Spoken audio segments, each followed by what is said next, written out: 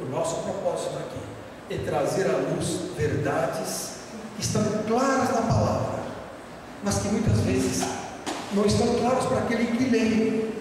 Engraçado, a pessoa lê a Bíblia. Eu me lembro, antes de me converter, eu li a Bíblia e não entendia. Se a pessoa lê a Bíblia sem a ajuda do Espírito Santo, não entende.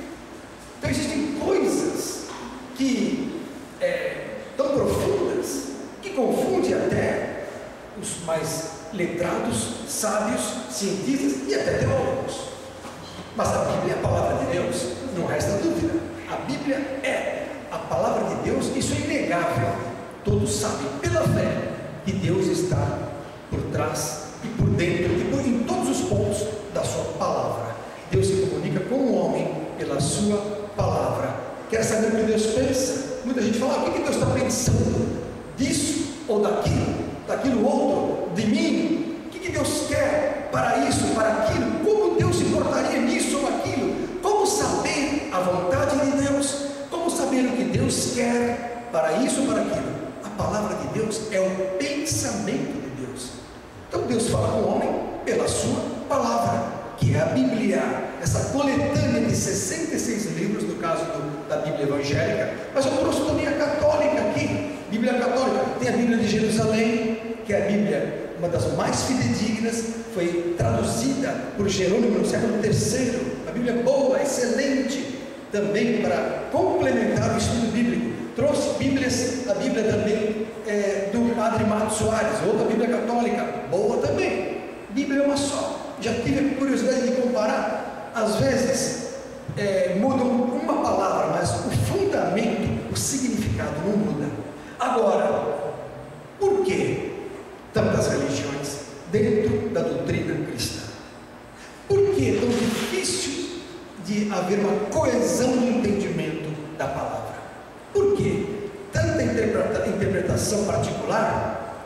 E por que as pessoas não conseguem entrar numa concordância na medida em que existe uma incoerência muitas vezes com a parte científica? Por exemplo, a pessoa fala lá em Apocalipse 17, um exemplo, está escrito assim: vem, verso 1, mostrar-te-ei a condenação da grande prostituta que está sentada sobre muitas águas. Eu vi já uma vez uma religião, não vou falar o nome porque eu sou a favor da unidade da igreja, mas existe uma religião que uma vez desenhou dentro de um livro deles a prostituta, uma mulher cheia de brinco e tal, parecendo uma prostituta, em cima do mar. Então eles literalmente achavam que a prostituta era uma mulher em cima das águas, boiando na água. É uma interpretação particular. Só que você vai ver na Bíblia que prostituta, na Bíblia, espiritualmente falando, não é mulher. Por exemplo, uma igreja mundana, porque igreja na Bíblia é mulher. Está lá em 2 Coríntios 11, verso 2, não vou ler, verso 2 e 3, fala que a igreja é mulher. Também no Apocalipse próprio 21, fala que a igreja é a esposa de Cristo que desce ataviada para o seu marido. Então, na Bíblia, mulher é igreja. Logo, uma mulher prostituída é uma igreja prostituída. Ora, águas, aí a mulher está assentada sobre as águas. O próprio livro de Apocalipse 17:15 fala que as águas que viste onde se assenta a prostituta são povos, multidões, nações e línguas. Opa, então água para Deus, água na Bíblia não é água, é uma figura. Que figura do que? Dos povos. Porque para Deus, quando ele já foi no mar à noite, o mar faz. Para Deus, no campo de futebol, tem 20 mil pessoas lá. O pessoal fala, parece água. Para Deus, os povos são águas. Então é uma figura na Bíblia. Então, prostituta sobre as águas, uma igreja sobre os povos. Agora começa a ficar claro o entendimento. E assim nós vamos entender a Bíblia, porque ela não é literal. Se for literal, ela leva ao erro, ela leva à morte. Porque a pessoa interpreta literalmente, fica louca, porque não entende. Isso está lá em 2 Coríntios, agora quero que você leia. 2 Coríntios, capítulo 3, abra lá. Olha só, no verso 6. A Bíblia é um livro escrito pelo Espírito Santo de Deus, portanto, é espiritual e não é literal. A teologia, me perdoe, erra ao interpretar literalmente a Bíblia. E é isso que nós não vamos fazer aqui. Nós vamos tornar a coisa racional, porque o mundo está cansado da incoerência da interpretação literal da Bíblia. Se eu fosse depender da interpretação literal, eu não estaria hoje falando com vocês sobre coisas espirituais, porque eu sempre fui cientista. A minha origem é ciência. Eu sou médico, cientista, fiz muita experiência na minha vida. Me converti a Jesus, quer dizer, hoje eu aceito Jesus, porque eu descobri com pessoas também que têm a mesma visão, e a Bíblia não é literal. Olha só, 2 Coríntios 3,6, olha o que diz: o qual, quer dizer, Deus, nos fez também capazes de ser ministros do Novo Testamento, não da letra, mas do Espírito, porque a letra mata. Então a literal, a letra mata, mas o Espírito vivifica. O que é vivificar? É dar vida.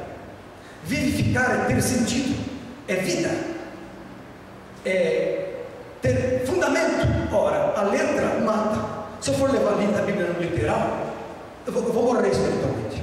Não vai ter nexo. Todas as religiões, até as religiões não cristãs, usam o Velho Testamento. O Corão vem do Velho Testamento. As religiões esotéricas usam o Velho Testamento, usam o Novo Testamento na letra. As pessoas pegam pedaços da Bíblia. O comunismo de Marx, século XIX, foi tirado de Atos 2, 42 a 48, que fala da comunidade, ter em comum todas as coisas. É o comunismo de Marx. Então ele tirou um pedacinho da Bíblia e falou: olha, a Bíblia manda, temos todas as coisas em comum, venda casas, venda as propriedades, venda os carros e vamos distribuir igualmente a população. É bíblico, tá certo? Ele pegou um pedacinho e fez uma teoria que hoje envolve o comunismo, apesar que o comunismo verdadeiro não existe, existe socialismo. É meia dúzia de espertalhões em cima do povo escravizado, como acontece em Cuba, não é? O povo lá na miséria, dizendo que está tudo em comum. Mentira. Meia dúzia tem muito e muitos não tem nada. É um falso comunismo. Mas até as filosofias são tiradas da palavra, até os pensamentos, até as religiões paralelas tiram da Bíblia muitas coisas. Mas por quê?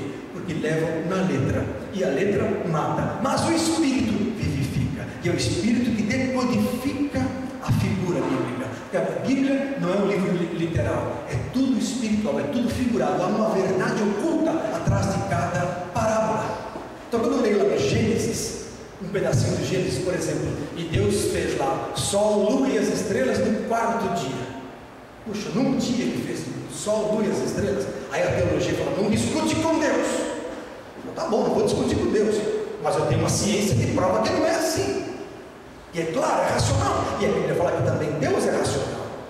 Mas eu tenho que ver lá que existe figura atrás disso. Porque a Bíblia mesmo dá a dica em Salmo 78. Abra lá. Abre no meio da Bíblia, você cai no livro de Salmos. Abriu no meio da Bíblia, você cai em Salmos. Olha lá. Salmo 78. Olha lá.